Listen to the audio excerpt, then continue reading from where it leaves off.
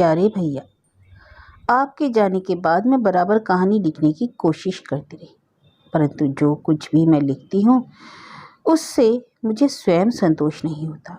सच तो यह है, आपकी कहानियाँ पढ़कर मुझे लगता है कि मैं कभी कहानी नहीं लिख सकूंगी। कभी कभी तो मैं आपकी कहानी सामने लेती हूँ, आपका प्लॉट तो नहीं चुराती पर शैली जरूर चुराती हूँ। लेकिन चोरी की चीज़ क्या अपनी होती है? पढ़ने पर लगता है जैसे आपकी वह कहानी पढ़ रही हूँ जो शायद आपने अपने साहित्यिक जीवन के बचपन में लिखी होगी। तब मुझे अपने पर ग्लानि होने लगती है। जी में उठता है सब कुछ फाड़कर फेंक दूं और फिर कभी कहानी लिखने का नाम ना लूं। पर तभी तुम्हारी बात याद आ जाती है। मनुष्य के कोश में पराजय शब्द नहीं है। एक दिन वह अवश्य जीतेगा। जीतने के लिए प्रयत्न करना ही सबसे बड़ी सफलता है। तब मैं फिर उत्साह से भरकर पन्ने रंगने लगती हूँ। पन्ने रंग रंग कर ही तो आप आज एक महान कथाकार बन गए हैं। मैं भी बनूंगी। तब दुनिया कहेगी आखिर अला है तो अजीत की सहोदरा ही। लो भैया, मैं कितनी पगली हूँ। कहानी की बात करते करते अपनी प्रशंसा करने लगी। तभी तो मुझसे कहानी नहीं लिखी जाती, पर इधर एक बड़ा सुंदर प्लॉट मुझे मिला है। मैं उस पर कहानी लिख रही हूँ, भेजूंगी। पर मैं चाहती हूँ आप भी उसी प्लॉट को लेकर कहानी लिखें। तुलना करने पर मुझे अपनी कमियां आसानी से दिखाई दे सकेंगी। हमारे घर के सामने एक बहुत सुंदर हवेली है। उसमें एक ब्राह्मणी रहती है, विधवा है, परंतु एक पुत्र और कई पौत्र है। मैंने उसके पुत्र को देखा है। वह सदा बना ठना रहता है। सिल्क का कुर्ता, सिल्क की टोपी, सुंदर किनारी की महीन धोती और विलायती काला सैंडल। अक्सर वह बैठक में बैठा रहता है। कभी वीणा के तार छेड़ देता है तो कभी सितार पर मधुर धुन बजाने लगता है। उसे गाना आता है। मैं देखती हूँ वह कभी कभी पत्नी को सामने बैठाकर कोमल स्वर में गाया करता है। तब मैं लज्जा से सिहर उठती हूँ। पर वह सदा रंगीनियों में बहता रहता है। वह किसी दफ्तर में काम नहीं करता है। उसका किसी व्यापार से कोई संबंध नहीं। सच तो यह है कि प्रायः अशिक्षित ही है। फिर भी वह अपना इतना धन कहाँ से लाता है, यह प्रश्न मेरे मन में बार बार उठा करता था। कल अचानक एक ऐसी बात हुई जिसके कारण मुझे बिना परिश्रम उस रहस्य का पता चल गया। आप जानते हैं, स्त्री को स्त्री से मित्रता करने में कुछ देर नहीं लगती।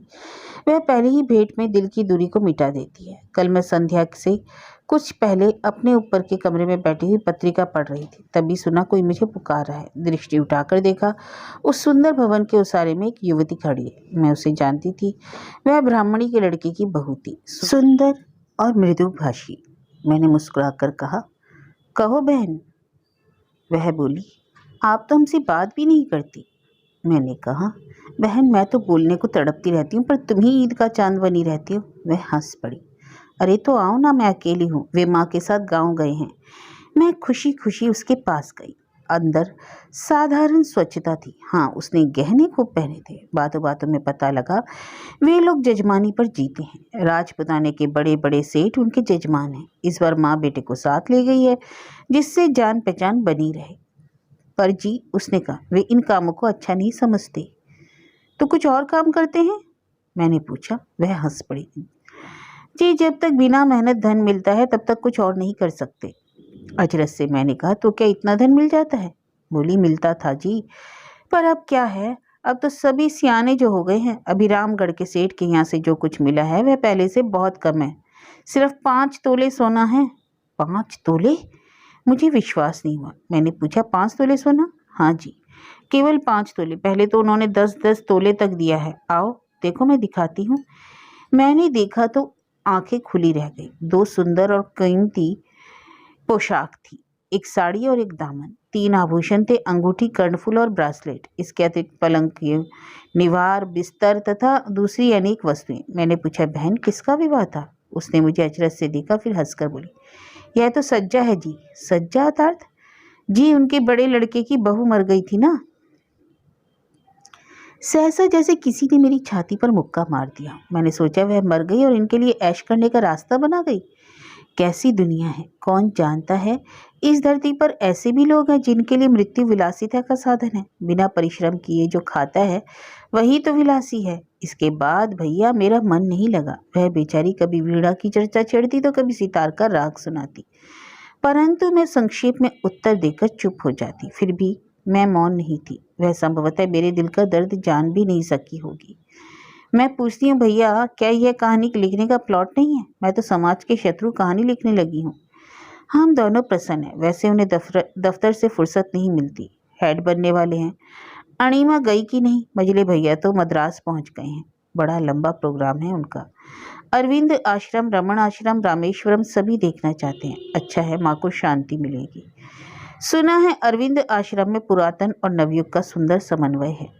द्वंद्वात्मक भौतिकवाद के इस युग में ये सब बातें अपना क्या प्रभाव छोड़ेंगी कौन जानता है। सबको नमस्कार और प्यार, तुम्हारी अमला।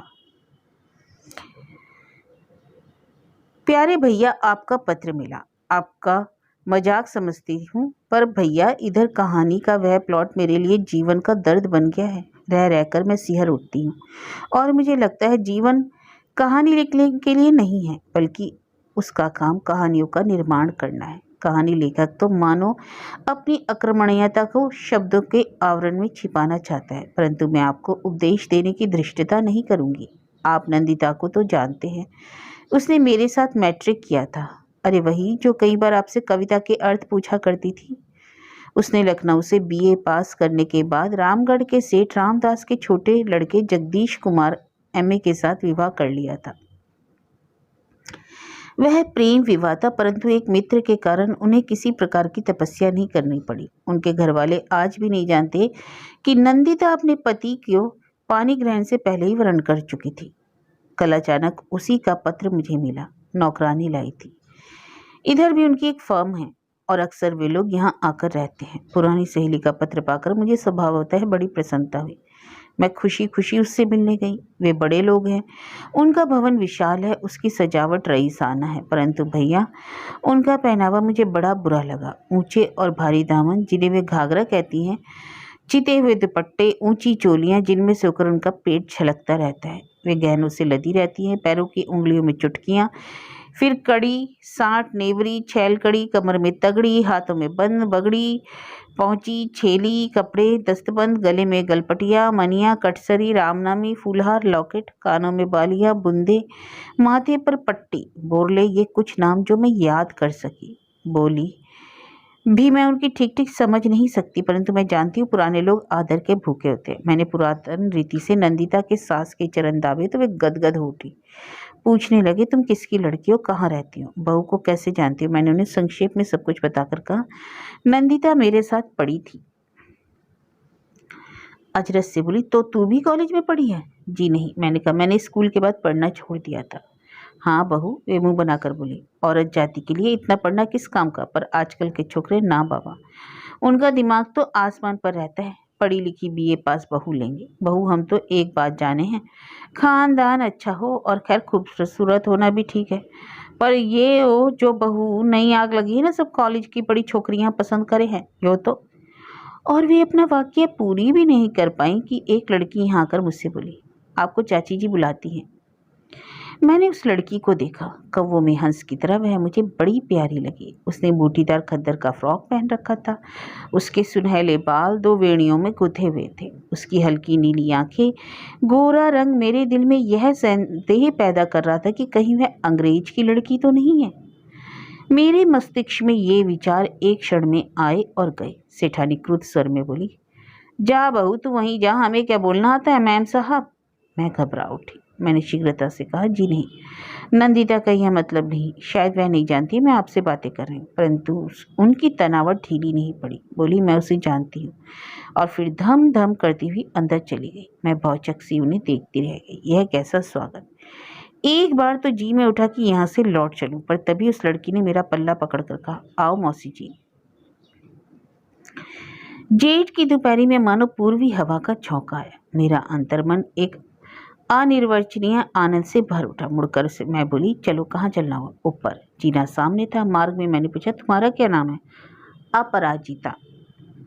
इतना सुंदर? मैंने मुस्कुरा कर कहा। किसने रखा? चाचा जी ने। और माँ ने नहीं? अपराजिता बोली, हमारी माँ नहीं है। आंखें फिर उठी। वह उसी तरह शांत थी। मुझे अपने ऊपर क्रोध आने लगा। क्यों मैंने ऐसा प्रश्न पूछा? और तभी मैंने सुना किसी ने पुकारा, अमला। कुछ रोमांच हुआ है। वर्षों बाद वह प्यारा शब्द सुना था। मैं उसी तरह मुक्त सी बोली, नंदिता। देखा सामने के द्वार पर नंदिता खड़ी है, सुंदर, मुग्ध और प्रसन्न। शीघ्रता से लपकी और मुझे छाती से चिपका लिया। देर तक चिपकाई रही। जब अलग हुई तो मैं रो रही थी और वह उसी तरह शांत थी, केवल आंखें गीली होकर रह गई। बोली, अमला तुम बहुत अच्छी हो। मैं हंस पड़ी। और तुम बुरी। फिर जो बातें हुई उसकी चर्चा बड़ी लंबी है। मुझे लगा उस क्षण जो आनंद मुझे मिला वह उसी क्षण के में पैदा हुआ आवेग नहीं था, वह तो अमर और शाश्वत भावना थी जो समान भाव से मानव जाति को सदा सदा से ओत प्रोत किए हुए है। तब हमने बच्चों की तरह अनेक प्रश्न पूछ डाले। पिछले 7 वर्षों का सारा जीवन मानो उन कुछ क्षणों में फिर से दोहराया गया। उसके बाद मैंने धीरे से कहा, नंदिता तुम्हारी सास क्रुद्ध हो रही थी। नंदिता विद्रूप से बोली, वे और क्या करेंगी, परंतु मुझे उनकी चिंता नहीं। वे मुस्कुराई, मालूम होता है तुम लोगों की बनती नहीं है। छोड़ो भी, उसने कहा। क्या बात ले बैठी, सुनाओ तुम क्या करती हो। कहानी लिखना सीख रही हूँ। वह मुस्कुराई। ओह, तो जीजा जी कहानी लिखते हैं। अजी वे क्या कहानी लिखेंगे, उन्हें तो सरकारी काम से फुर्सत नहीं। तो फिर उसने उत्सुकता से पूछा, छोटे भैया अजीत। हाँ, वे प्रसिद्ध कहानीकार हैं। सभी प्रसिद्ध पत्रिकाओं में उनकी रचनाएं छपती हैं। नंदिता का मुख प्रकाश से चमक उठा। ओह, तो अजीत ये हैं। उनकी कहानियां मैंने बहुत पढ़ी हैं।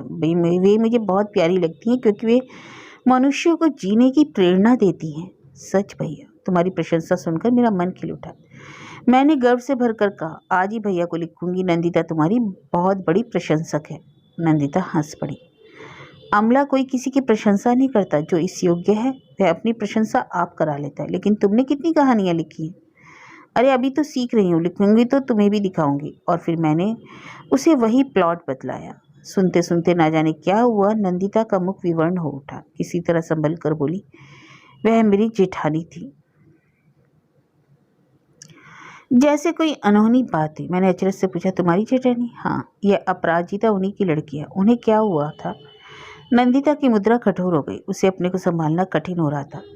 वह सहसा कुछ जवाब न दे सकी। मुझे लगा जैसे मैं किसी भूल भुलैया में फंसती जा रही हूँ। मैंने कहा, नंदिता उस दिन उस सज्जा को देखकर मैंने सोचा था वह बहू अपने कुल की बड़ी प्यारी रही होगी, पर आज तो लगता है। बात काटकर नंदिता बोली, ठीक ही लगता है अमला। ये लोग उसे प्यार नहीं करते थे, इन्होंने उसे मार डाला। ये सब कुछ कर सकते हैं, सब कुछ। नंदिता फिर भावावेश में आने लगी। उसकी जेठानी का नाम विमला था। मैट्रिक पास थी, परंतु उनकी भावना गहरी थी। वे कविता किया करती थी और कविता के आवेश में अक्सर स्वप्न देखने लगती थी। देश की परतंत्रता, निर्धनता और अशिक्षा की कहानियां पढ़ती और कल्पना करने लगती कि वे परतंत्रता, निर्धनता और अशिक्षा को दूर कर सकती हैं और करेंगी। वे सपनों में उलझकर भूल जाती कि वे धरती पर रहती है, जहाँ स्वप्न देखना मानसिक रोग का लक्षण है। वे नंदिता की जेठानी थी, पर उसका आदर करती थी और अपनी कल्पना तथा कविता में उसे साझीदार बनाती थी। उनमें एक दुर्गुण था, वे दूसरे की भावनाओं को ठीक ठीक नहीं समझ पाती थी, विशेषतः दुर्भावनाओं को। इसलिए वे किसी से अप्रसन्न ही नहीं होती थी। वे वस्तुतः बहुत भोली थी, बहुत सुंदर नहीं थी, परंतु पहली बार जब वे गर्भवती हुई तो उन्होंने निश्चय किया कि उनकी संतान परम गुण संपन्न होनी चाहिए। बस तब उन्होंने अनेक सुंदर नर नारियों के चित्र मंगवाए। वे पुस्तकें मंगवाई जिनमें महापुरुषों और महान नारियों के चरित्र अंकित थे। चित्रों को देखती और चरित्रों को पढ़ती तथा यथाशक्ति अपने को शांत और प्रसन्न रखती। उनकी इन विचित्र बातों को कुटुंबी जन आलोचना तो करते थे, परंतु उनके प्रिय स्वभाव के कारण कुछ कह नहीं पाते थे। अपने पति को वे बेहद प्यार करती थी, इसलिए वे उनकी इच्छाओं का आदर करते थे। इन बातों का परिणाम यह हुआ कि उन्होंने एक परम सुंदर नील नयन कन्या को जन्म दिया। कहते हैं जन्म के समय दर्द को भूलकर वे दाई से बोली, मैं शिशु को देखूंगी। और देखकर उनके नेत्र चमक उठे। दाई बोली, बहू जी तुम्हारे गर्भ से रति ने जन्म लिया है। वे अपनी सफलता पर गर्व से फूल उठी। तब से वे और भी कल्पनाओं में रहने लगी। उन्होंने निश्चय किया कि अपराजिता मेरे देश की दूसरी लक्ष्मी बाई बनेगी। उन्हें कविता में से प्रेम था। वे अब देशभक्तिपूर्ण कविताएं लिखने लगी। वे कविताएं जीवन और मृत्यु दोनों के प्रगाढ़ प्रेम की कल्पना से ओतप्रोत होती थी। साथ ही साथ उन्हें लगा उन्हें स्वयं भी देश के लिए काम करना चाहिए। उन्होंने पति से प्रार्थना की। पतिदेव यद्यपि स्वयं जेल ही हो आए थे, परंतु पत्नी की यह बात उन्हें अच्छी नहीं लगी। इतने बड़े घराने की बहू जेल जाए, यह कल्पना उन्हें कपा देने वाली थी। व्यवसायी आदमी थे, दूर की सोचते थे, इसलिए टाल गए कि समय आने पर देश की सेवा करेंगे। बात कुछ समय के लिए पीछे रह गई। तभी उनका कुछ दिन के लिए अपने पिता के घर जाना हुआ। उन दिनों वह सत्याग्रह हो रहा था। किसानों ने जमींदार के विरुद्ध युद्ध की घोषणा कर दी थी। उनके वकील पिता किसानों के वकील थे। विमला ने यहाँ आकर अपने सपनों को चरितार्थ होते देखा। वे उस युद्ध में रस लेने लगी। वे उनके घर जाकर उनसे बात करती और उनकी सभाओं में कविता पढ़ती। एक दिन एक सभा में विद्रोह भरी कविता पढ़ने के अपराध में पकड़ी गई। समाचार ससुराल पहुंचा, जैसे किसी ने मुंह पर कालिक पोत दी। वे तिल मिलाकर रह गए। पति को भी यह दृष्टता अच्छी नहीं लगी, पर कुल की लाज का प्रश्न था। वे गए और पैसे के बल पर उन्हें छुड़ा लाए। विमला प्रसन्न थी, विशेषतः इसलिए कि वे फिर गर्भवती थी। उन्हें विश्वास था उनकी यह संतान देश पर प्राण देने वाली होगी। पति से गदगद होकर कहा, हमारी यह संतान परम सुंदर होने के साथ साथ महान देशभक्त भी होगी। पति मुस्कुराए, क्योंकि वे पिता भी तो थे, परंतु बोले, विमला कुछ भी हो, तुम्हें जेल नहीं जाना चाहिए था। विमला ने जवाब दिया, मैं क्या जेल जाना चाहती थी? वे मुझे पकड़कर ले गए। मैं तो केवल किसानों को यह बताने गई थी कि तुम धरती के बेटे हो, माँ बेटों की होती है। पति हंस पड़े। कवित्री जी, तुम निरी कल्पना पर जीना चाहती हो। याद रखो, जीवन एक ठोस पदार्थ है। विमला बोली, यह ठोस पदार्थ किसी दिन अवश्य कल्पना रहा होगा। ज्यों ज्यों कल्पना क्रिया में पलटती गई, जीवन ठोस होता गया। मैं भी यही करती हूँ। उन्होंने नंदिता से भी कहा, देखो नंदिता, सुंदर कल्पना को जब तक व्यवहार में नहीं परखा जा सकता, तब तक उसका सत्य प्रकट नहीं होता। नंदिता ग्रेजुएट थी।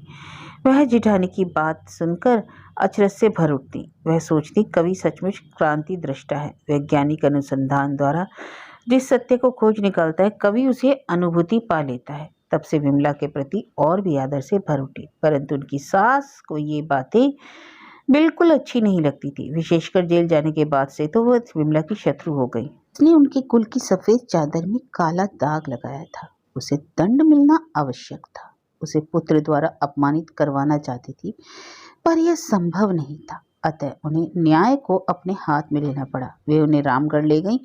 वे अक्सर वहीं रहती थी। वह उनके कुल वालों का पुश्तैनी निवास स्थान था, परंतु और पुराना और रूढ़ियों से चिपटा हुआ। वहाँ अब भी नारी का अर्थ था घर की दासी, जिसका स्थान भोजन गृह और प्रसूति गृह तक ही सीमित है। वे घर का काम और बच्चे पैदा करने के लिए खरीदी जाती हैं। जो धनवान है वे हाथों से काम नहीं करती, मुंह से करवाती हैं, अर्थात खाती हैं और बातें करती हैं। विमला इसी श्रेणी में थी। उन्हें खाने की आज्ञा थी, उन्हें बात करने की आज्ञा थी, परंतु वह घर से बाहर नहीं जा सकती थी। वे तड़प उठी और जैसा कि उसका स्वभाव है, उन्होंने अपनी सास से कहा, जी मैं बाहर घूमना चाहती हूँ। सास बोली, बहू यह शहर नहीं है, तुम्हें बहू बेटियों की तरह रहना चाहिए। लेकिन विमला ने कहा, मुझे हवा की जरूरत है। सास अपने गढ़ में थी, दृढ़ता से बोली, बहू सेहत हवा से नहीं खाने से सुधरती है। मेरे घर में घी की कमी नहीं। विमला सहम गई। यकायक उन्हें कुछ सूझना पड़ा। वे अनमनी सी रहने लगी। परिणाम स्वरूप उसका स्वास्थ्य बिगड़ चला।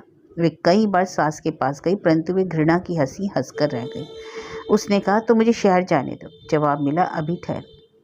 विमला ने कई पत्र अपने पति और नंदिता को लिखे, पर उन्हें किसी का उत्तर नहीं मिला। उनके कवि हृदय को ठेस लगी। विशेषकर अपने गर्भ के कारण उनकी चिंता बहुत बढ़ गई थी। वे विषिक्त सी रहने लगी। अपराजिता तब नंदिता के पास थी और बच्चा होने के दिन पास आ रहे थे। अंत में एक दिन एक बैरन पत्र किसी तरह नंदिता के पास पहुंचा। पढ़कर नंदिता कांप उठी। उसने उसी वक्त अपने पति को बुलाकर कहा, मैं आज ही रामगढ़ जाऊंगी, जीजी बहुत बीमार है। अचरज से उन्होंने कहा, पर नंदिता, मुनीम जी का तो पत्र आया, उसने लिखा है कि वे प्रसन्न है। नंदिता ने उन्हें पत्र दे दिया। पढ़कर वे बोले, जान पड़ता है उनका मस्तिष्क बिगड़ गया है। जी हाँ, नंदिता ने जवाब दिया। कवि के कोमल हृदय को जब ठेस लगती है तो वह विद्रोह करने में असमर्थ होने से पागल हो ही जाता है। पर आप चलिए अभी।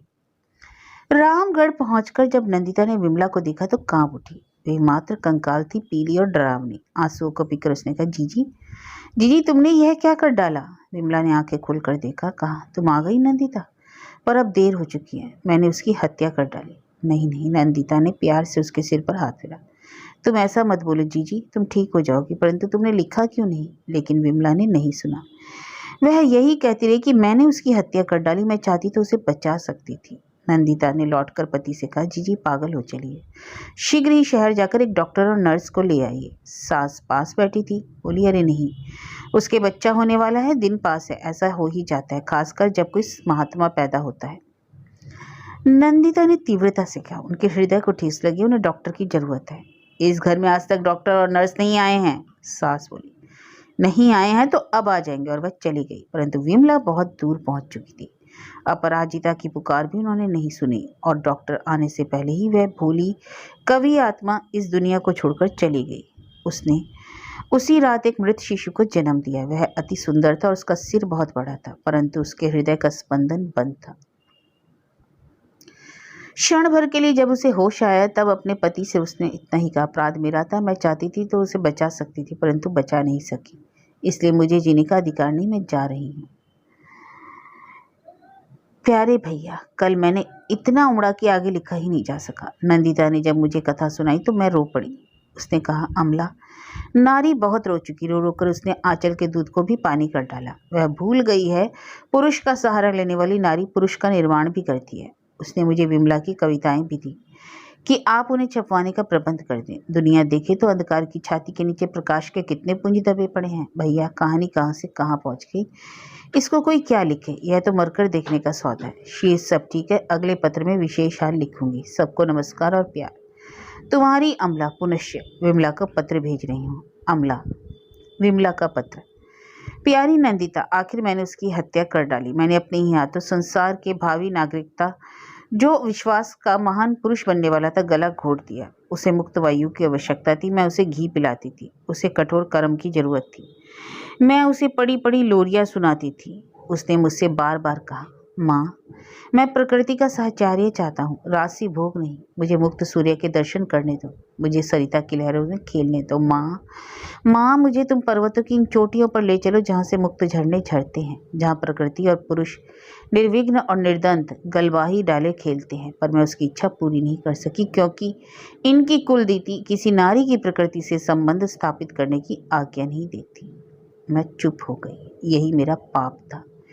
मैंने अपने विचारों को आप जुटलाया। मैं चाहती तो रीति तोड़ सकती थी। रीति तो शाश्वत नहीं होती, वह तो नित्य नहीं बनती है, बननी ही चाहिए। मैंने क्या क्या सोचा था। मैं आदर्श शक्ति हूँ, मैंने संसार बनाया, मैं फिर एक ऐसा संसार बनाऊंगी जिसमें ना परतंत्रता होगी, ना निर्धनता, ना निरक्षरता। पर क्या नंदिता, मैंने अपने पैरों पर आप कुल्हाड़ी चलाई, अपने संसार को आप नष्ट कर दिया। मैं भूल गई मैं निर्माता हूँ, मुझे अब जीने का अधिकार नहीं। मैं नहीं चाहती मेरा अशक्त बच्चा कल यूं कहे, अपनी माँ के पापों का फल मुझे भोगना पड़ रहा है, इसलिए उसका मरना अच्छा है। मैं उसका गला घोट रही हूँ और अपना भी। यह मुझे पुकार पुकार कर कह रहा है, माँ, मुझे पंगु जीवन नहीं चाहिए, माँ, मुझे दुर्बल हृदय नहीं चाहिए। अपराजिता तुम्हारे पास है, तुम ही रखना। वह एक दिन महान बनेगी, यह मत भूलना। तुम्हारी विमला।